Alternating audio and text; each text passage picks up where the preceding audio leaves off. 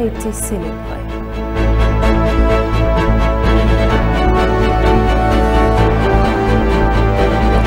Boeing et Ethiopian Airlines ont annoncé la signature d'un protocole d'accord.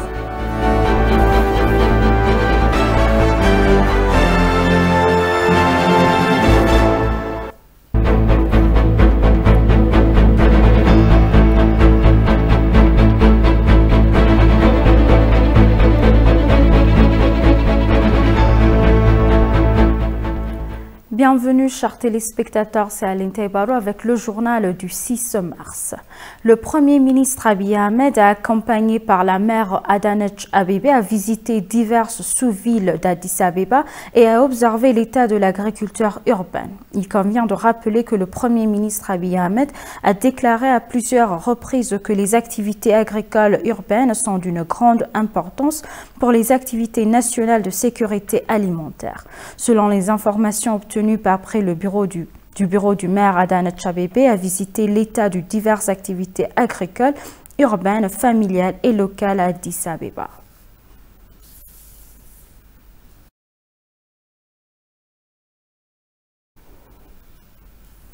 Le 44e anniversaire de la victoire de Karamara a été célébré lors de la partie de l'amitié éthiopienne-Cuba dans la capitale en présence du membre de la communauté diplomatique, de hauts fonctionnaires, d'anciens combattants et de milliers d'habitants.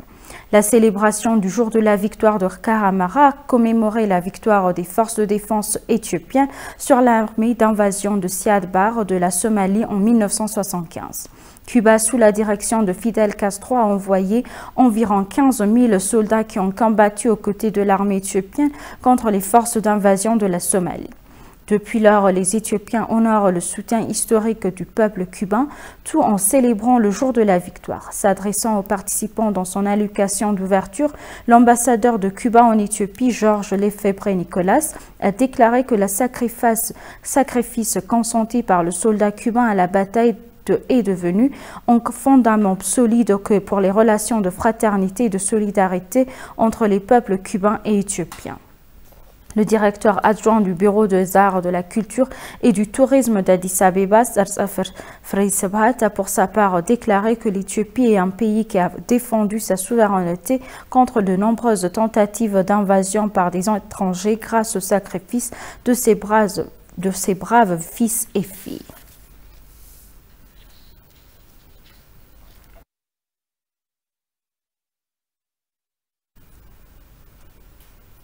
Les organisations de la société civile ont souligné la nécessité de jouer un rôle actif pour permettre au public de participer activement à la consultation nationale.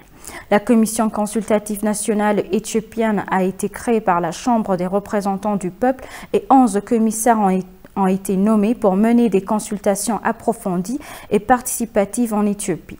Le forum est une occasion unique dans l'histoire de l'Éthiopie, mais son succès nécessite le soutien et la participation du peuple. Il a appelé le public à jouer un rôle actif dans le forum en cours, en particulier pour les organisations de la société civile.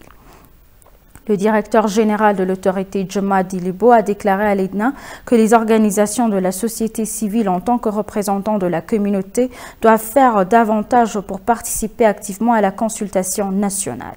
Il a déclaré que les organisations de la société civile devraient travailler pour sensibiliser, créer une prise de conscience et expliquer le succès de la consultation nationale. Il a exhorté les organisations de la société civile à être prêtes à travailler ensemble sur des questions importantes basées sur les plans de la Commission. Il a réaffirmé la volonté de l'autorité des organisations de la société civile de consulter les organisations de la société civile et de les mettre en œuvre dans les domaines pertinents en fonction des orientations données par la Commission.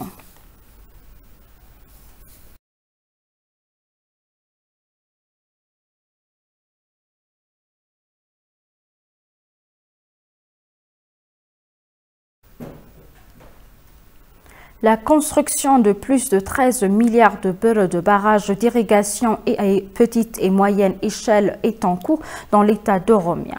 Le président de l'État régional d'Oromia, Shimallis Abdissa, le conseiller macroéconomique du Premier ministre, Garma Berrou, le gouverneur de la Banque nationale, Dr Yinna Gardassé, le ministre de la Planification et du Développement, Dr Foussou Mazafa, et le ministre des Finances, Ahmed Chidé, ont visité le champ de blé de Liban Djagoula et Wanji Kuruftu dans la zone de Shawa orientale.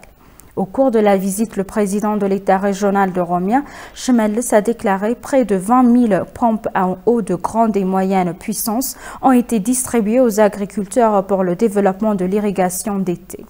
Il a dit que le blé est irrigué sur plus de 355 000 hectares de terre dans toutes les zones de l'État, que 270 000 hectares de terre sont en cours de préparatifs pour l'ensemencement. Il a déclaré que les plans étaient en cours pour développer 1 million d'hectares de terre l'été prochain avec du blé irrigué. Il a déclaré que la construction de barrages et de puits profonds était en cours. Selon l'ENA, l'État s'emploie à augmenter les terres irriguées jusqu'à 4 millions d'hectares au cours des 4 prochaines années.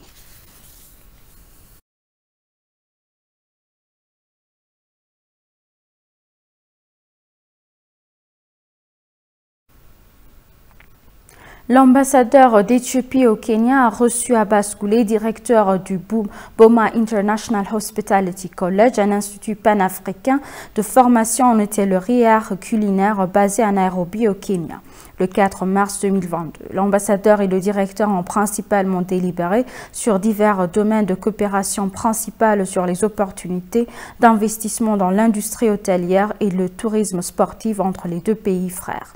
Mellas a exprimé son appréciation pour la décision de Boma International Hospitality College d'investir dans l'industrie hôtelière en Éthiopie, a assuré que l'Éthiopie était le bon choix car c'est le siège de l'Union africaine et la Commission économique des Nations unies pour l'Afrique et les bureaux régionaux de plusieurs organisations internationales. Goulé a pour sa part salué l'effort de lifting entrepris par le gouvernement éthiopien sur la ville d'Addis Abeba et délibéré sur la manière dont le Kenya et l'Éthiopie peuvent combiner leurs forces dans le tourisme sportif pour accélérer davantage les relations.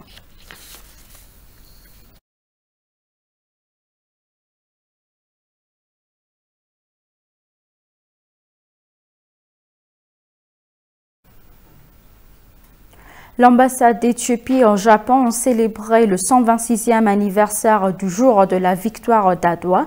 De même, l'ambassade d'Éthiopie en Israël a célébré le jour de la victoire en présence des ambassadeurs africains, membres de la Knesset d'Israël, Gadi Yevarken, journaliste et universitaire israélien, membre de la communauté juive éthio-israélienne et ami de l'Éthiopie. Le 126e anniversaire de la victoire de la bataille d'Adwa a également été célébré de manière colorée à l'école Makini Cambridge de Nairobi au Kenya en présence de l'administration de l'école, du personnel et des élèves venus de 29 pays. En outre, le 126e anniversaire de la victoire d'Adwa a été célébré de manière colorée à l'ambassade d'Éthiopie à New Delhi.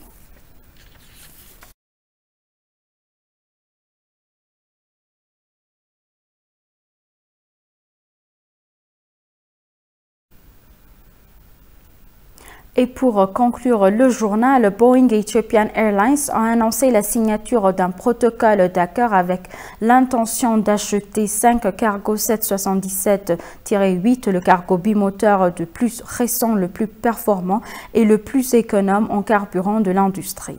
L'Éthiopie exploite actuellement 9 770 freighters reliant l'Afrique à plus de 40 centres de fret à travers l'Asie, l'Europe, le Moyen-Orient et les Amériques. La flotte du transporteur comprend également 3 cargos convertis en Boeing 737-800 et une flotte commerciale combinée de plus de 80 jets Boeing. À cet effet, nous augmentons notre flotte freighter décidée avec les avions les plus récents économes en carburant et respectueux de l'environnement du XXIe siècle. Nous avons également lancé la construction de plus grands terminal hub de commerce électronique en Afrique, a déclaré le PDG du groupe Tawalda Gabramania, Il a ajouté que la dernière initiative garantit qu'Ethiopian Airlines restera un acteur clé du fret mondial, lui offrant une capacité, une flexibilité et une efficacité accrues pour l'avenir.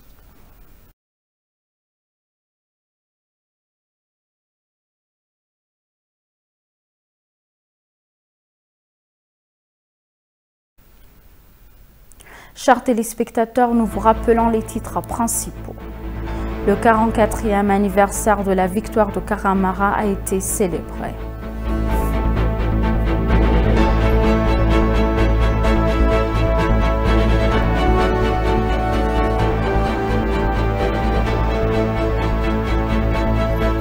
Boeing et Ethiopian Airlines ont annoncé la signature protocole d'accord.